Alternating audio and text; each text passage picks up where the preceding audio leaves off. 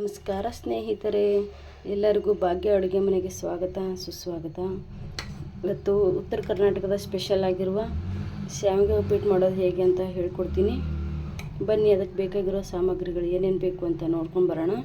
ಅದು ಮಾಡೋ ವಿಧಾನ ಹೇಗೆ ಅಂತ ನಿಮಗೆಲ್ಲರಿಗೂ ಹೇಳ್ಕೊಡ್ತೀನಿ. ಯಾರೆಲ್ಲ ಫಸ್ಟ್ ಟೈಮ್ ನಾನು ವೀಡಿಯೋ ನೋಡ್ತಾ ಇದ್ದೀರಾ ಅವರೆಲ್ಲರೂ ಸಬ್ಸ್ಕ್ರೈಬ್ ಮಾಡ್ಕೊಳ್ಳಿ ನನ್ನ ಚಾನಲ್ನ.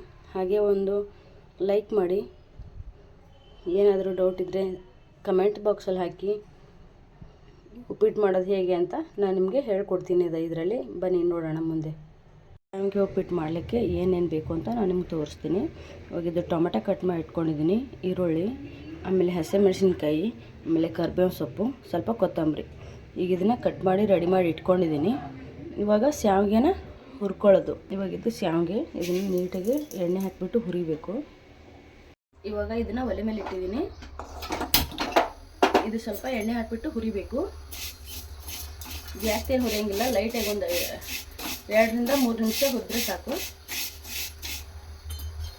ಸ್ವಲ್ಪ ಎಣ್ಣೆ ಹಾಕೊಳ್ಳೋಣ ಫ್ರೆಂಡ್ಸ್. ಇದಕ್ಕೆ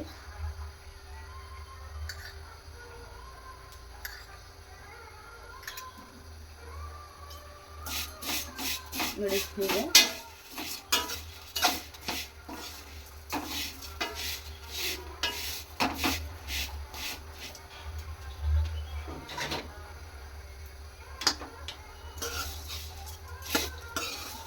ಈ ಥರ ಉಪ್ಪಿಟ್ಟು ಮಾಡ್ಕೊಂಡು ತಿಂದರೆ ತುಂಬ ಚೆನ್ನಾಗಿರುತ್ತೆ. ಒಂದ್ಸಲ ನೀವು ಟ್ರೈ ಮಾಡಿ, ಡಿಫ್ರೆಂಟ್ ಆಗಿರುತ್ತೆ.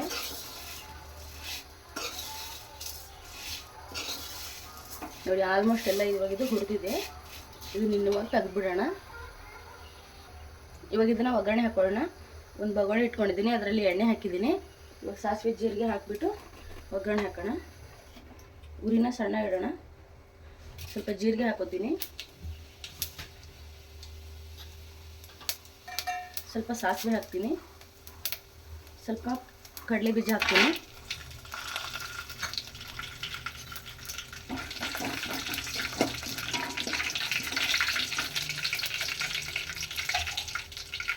ಇವಾಗ ಇದಕ್ಕೆ ಕಟ್ ಮಾಡಿ ಇಟ್ಕೊಂಡಿರೋದು ಎಲ್ಲ ಹಾಕೋಣ. ಕರಿಬೇವು, ಆಮೇಲೆ ಹಸಿಮೆಣಸಿನಕಾಯಿ ಹಾಕೋಣ.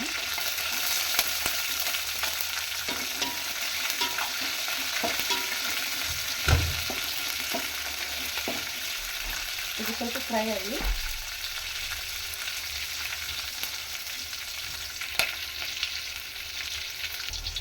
ಮೆಣಸಿನ್ಕಾಯಿ ಫ್ರೈ ಆಗಿದೆ.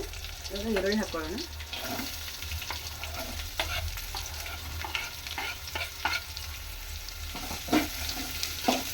ಇದು ಒಂದು 2 ನಿಮಿಷ ಫ್ರೈ ಆಗಲಿ.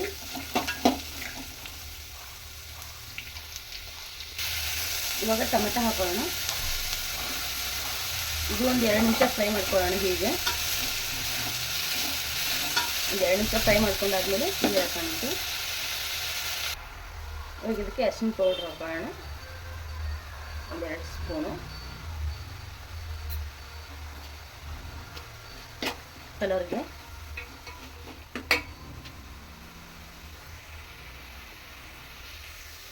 ಸ್ವಲ್ಪ ಉಪ್ಪು ಕಾಣೋ ರುಚಿಗೆ ತಕ್ಕಷ್ಟು.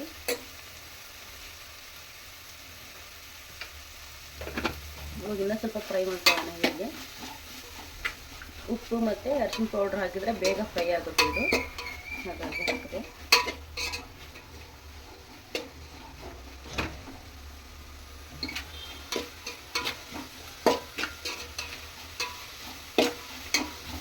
ಇವಾಗ ಇದಕ್ಕೆ ನೀರು ಹಾಕೊಳ್ಳೋಣ.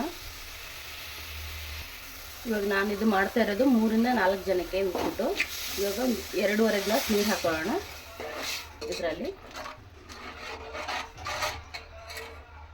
2.5 ಗ್ಲಾಸ್ ನೀರು ಹಾಕೊಂಡ್ರೆ ಸಾಕಾಗುತ್ತೆ ಅಷ್ಟು ಶಾವಿಗೆಗೆ. ಇವಾಗ 2.5 ಗ್ಲಾಸ್ ನೀರು ಹಾಕಿದ್ದೀನಿ. ಇವಾಗ ಇದು ಕುದಿ ಬರಲಿ. ಕುದಿ ಬಂದಮೇಲೆ ಶಾವಿಗೆ ಮಿಕ್ಸ್ ಮಾಡೋಣಂತೆ. ಇವಾಗ ಇದಕ್ಕೆ ಉಪ್ಪು ಖಾರ ಎಲ್ಲ ನೋಡ್ಕೋಬೋದು. ಇವಾಗ ಉಪ್ಪು ಕಮ್ಮಿ ಬಿದ್ದರೆ ಇವಾಗ ಹಾಕೊಳ್ಳೋಕ್ಕಾಗುತ್ತೆ. ಒಂದು 2 ನಿಮಿಷ ಕುದಿ ಬಿತ್ತದೆ. ಕುದ್ದಾದ್ಮೇಲೆ ಶಾವಿಗೆ ಹಾಕೋಣ. ಇವಾಗ ಇದನ್ನು ಹೀಗೆ ಮುಚ್ಚಿಬಿಟ್ಟು ಇಟ್ಬಿಟ್ರೆ ಬೇಗ ಕುದಿ ಬರುತ್ತೆ. ಇವಾಗ ಇದು ಕುದಿತಾ ಇದೆ ನೀರು, ನೋಡೋಣ. ನೋಡಿ, ಹೀಗೆ ಕುದಿ ಬರಬೇಕು. ಈ ಕುದಿ ಬಂದಮೇಲೆ ಇವಾಗ ಶಾವಿಗೆ ಹಾಕಬೇಕು. ಹುರಿದಿಟ್ಕೊಂಡಿರೋ ಶಾವಿಗೆ ಇದೆಯಲ್ಲ ಅದನ್ನು ಹಾಕಬೇಕು. ಒಂದೇ ಸಲ ಹಾಕ್ಬಿಟ್ರೆ ಏನೂ ಆಗಲ್ಲ. ನೋಡಿ, ಸ್ವಲ್ಪ ಹೀಗೆ ಮಿಕ್ಸ್ ಮಾಡ್ಕೋಬೇಕು ಕುದಿ ಬರೋವರೆಗೂ. ಇದು ಹೀಗೆ ಇನ್ನೂ ಸ್ವಲ್ಪ ಒಂದು 2 ರಿಂದ 3 ನಿಮಿಷ ಕುದಿಬೇಕು.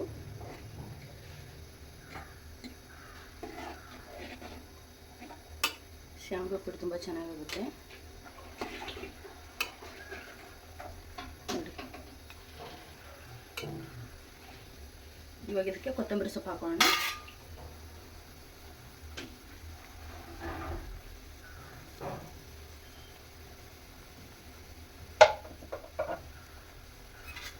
ಇದು ಒಂದು 2 ರಿಂದ 3 ನಿಮಿಷ ಕುದೀಲಿ. ಹೀಗೆ ಮುಚ್ಚಿಟ್ಬಿಡೋಣ ಮೇಲೆ.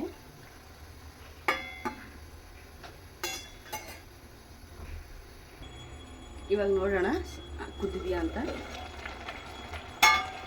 ನೋಡಿ, ಕುದ್ದಿದೆ. ಇವಾಗ ಇದನ್ನ ಇನ್ನೊಂದು 2 ನಿಮಿಷ 1 ನಿಮಿಷ ಬಿಟ್ಬಿಟ್ಟು ಹೀಗೆ ಮುಚ್ಚಿ ಆಫ್ ಮಾಡಿಬಿಡೋಣ. ಸ್ವಲ್ಪ ಉಮ್ಗದಂಗೆ ಆಗುತ್ತೆ. ಹೀಗಾಗಿದೆ. ಮುಚ್ಚಿ 1 ನಿಮಿಷ ಹವಾ ಹಿಡ್ಕೊಳ್ಳಿ ಅಂತ ಮುಚ್ಚಿಬಿಡೋಣ. ಆಮೇಲೆ ಉಮ್ಗದಂಗೆ ಆಗುತ್ತೆ ಅದಲ್ಲೇ. ಆಮೇಲೆ ಆಫ್ ಮಾಡೋಣಂತೆ. ಇವಾಗ ಇದು ಉಪ್ಪಿಟ್ಟು ಆಗಿದೆ ನೋಡೋಣ. ನೋಡಿ, ಉಪ್ಪಿಟ್ಟಾಗಿದೆ, ಶಾವಿಗೆ ಉಪ್ಪಿಟ್ಟು. ಇದನ್ನ ಇವಾಗ ಸರ್ವ್ ಮಾಡೋಣ. ಉಪ್ಪಿಟ್ಟು ರೆಡಿಯಾಗಿದೆ. ಇವಾಗ ತುಂಬ ಚೆನ್ನಾಗಾಗಿದೆ ನೋಡಿ. ಶಾವಿಗೆ ಉಪ್ಪಿಟ್ಟು ರೆಡಿಯಾಗಿದೆ. ಇದನ್ನು ರುಚಿಯಾಗಿರೋ ಶಾವಿಗೆ ಉಪ್ಪಿಟ್ಟು ರೆಡಿಯಾಗಿದೆ. ಇವಾಗ ಟೇಸ್ಟ್ ಮಾಡಿ ನೋಡೋಣ ಹೇಗಾಗಿದೆ ಅಂತ. ನೀವು ಒಂದು ಸಲ ಇದನ್ನು ಟ್ರೈ ಮಾಡಿ ನೋಡಿ ಹೇಗಾಗಿದೆ ಅಂತ ಹೇಳಿ. Thank you. ವಿಡಿಯೋ ನೋಡಿದ್ದಕ್ಕೆ ಧನ್ಯವಾದಗಳು.